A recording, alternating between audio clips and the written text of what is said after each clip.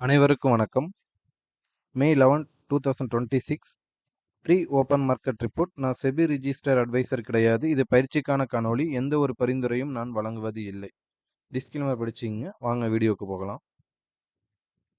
இப்போ பார்த்தீங்க அப்படின்னா நம்மளுக்கு 24,176 நம்மளுக்கு க்ளோசிங் ஆயிட்டிருக்கு. ஆனால் இப்போ நம்மளுக்கு கிஃப்ட் நிஃப்டி பார்த்தீங்கன்னா 24,018 நம்மளுக்கு வர்த்தகம் ஆயிட்டிருக்காங்க. அப்போ கிட்டத்தட்ட நம்ம நிஃப்டி க்ளோசிங்க்கு இதுக்கும் பார்த்தீங்க அப்படின்னா ஒரு 150 பாயிண்ட் நம்மளுக்கு ஒரு 100 பாயிண்ட் வந்து நம்மளுக்கு மைனஸில் நம்மளுக்கு ட்ரேட் ஆகிட்டு இருக்கு. அப்போ ஒரு கேப் டவுன் ஆகிறதுக்கான வாய்ப்புகள் இருக்கிற மாதிரி இண்டிகேஷன் நம்மளுக்கு கிஃப்ட் நிஃப்டி மூலம் தெரிய வருது. அப்போ இந்த ஓப்பன் வந்து நம்மளுக்கு ரொம்ப ரொம்ப முக்கியம். அது இல்லாமல் ஓப்பனுக்கு மேலே ஓப்பனுக்கு கீழேயா, ஓப்பனுக்கு கீழே வராங்க அப்படின்னா இந்த 24,064ம் இந்த 24,000ம் நம்மளுக்கு ஒரு ஸ்ட்ராங் சப்போர்ட்டாக இருக்கிறதுக்கான ப்ராபபிலிட்டி அதிகமாக இருக்கும். இல்ல இந்த இடத்துல இதுக்கு கீழே வராங்கன்னா 23,900 தான். ஆமா, 24,000 இருந்து மார்க்கெட் சப்போர்ட் எடுக்கிறதுக்கான ப்ராபபிலிட்டி அதிகமா இருக்கும். இன்னைக்கு செக் பண்ணி பாருங்க. ஒரு ரேஞ்ச் பவுண்டா இருக்கிறதுக்கான ப்ராபபிலிட்டி அதிகமா இருக்கும். ஒரு ரேஞ்ச் பவுண்டா இருக்கிறதுக்கான வாய்ப்புகள் அதிகமா இருக்கும். மூவ்மெண்ட் இருக்கிற மாதிரி தான் நம்மளுக்கு தெரியுது. பட் ஆனா பெருசா இருக்காது. ஒரு ரேஞ்ச் பவுண்டா இருக்கிறதுக்கான வாய்ப்புகள் அதிகமா இருக்கும். அப்போ ஒரு ட்ரெண்ட் லைன் நம்மளுக்கு அந்த 50 மினிட்ஸ் ஹைல வந்து ரொம்ப ரொம்ப முக்கியம். இந்த ஹை அந்த லோ வந்து மார்க் பண்ணிக்கிங்க. அந்த லோக்கு வந்தாலும் உங்களுடைய ஸ்ட்ராட்டஜி அப்ளை பண்ணுங்க. இந்த ஹைக்கு வந்தாலும் உங்களுடைய ஸ்ட்ராட்டஜி அப்ளை பண்ணுங்க.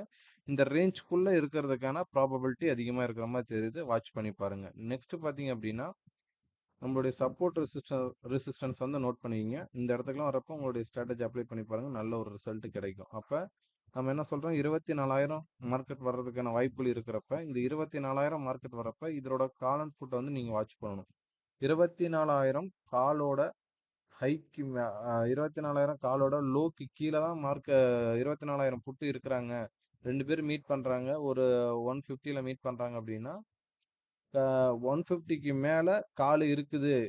யாரோட ஹை வந்து 150 வந்து புட்டோட ஹைக்கு மேல கால் வந்து அதுக்கு மேலேயே கால் இருக்காங்க அப்படின்னா அதற்கு கீழே வர்றதுக்கான வாய்ப்பு இல்லை அப்படின்ற மாதிரி சொல்றாங்க. இதை வாட்ச் பண்ணி பாருங்க. நெக்ஸ்ட் பார்த்தீங்க அப்படின்னா 1 ஹவர் சார்ட். 1 ஹவர் சார்ட்லேயும் இந்த மாதிரி ஒரு 2 ட்ரெண்ட் லைனை வந்து வரைஞ்சிக்கிங்க.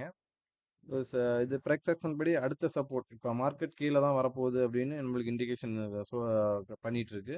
அப்போ கீழே வராங்க அப்படின்னா இந்த 24,000ங்கிறது நம்மளுக்கு ஒரு ஸ்ட்ராங் சப்போர்ட்டாக இருக்கிறதுக்கான ப்ராபபிலிட்டி அதிகமாக இருக்கும். அதுக்கு அடுத்தது வந்து இந்த 23,900 இது ப்ரைஸ் ஆக்ஷன் ஸ்டூடெண்ட்க்கு தெரியும் இந்த சப்போர்ட் ரெசிஸ்டன்ஸ். அதுக்கு அடுத்தது பார்த்தீங்கன்னா 23,800 தான். பட் ஆனால் இன்னைக்கு இவ்வளோ ரேஞ்ச் வந்து இன்னைக்கு ஒன் டேல கொடுப்பாங்களா அப்படின்னா கொடுக்கறதுக்கான வாய்ப்புகள் கம்மியாக இருக்கு.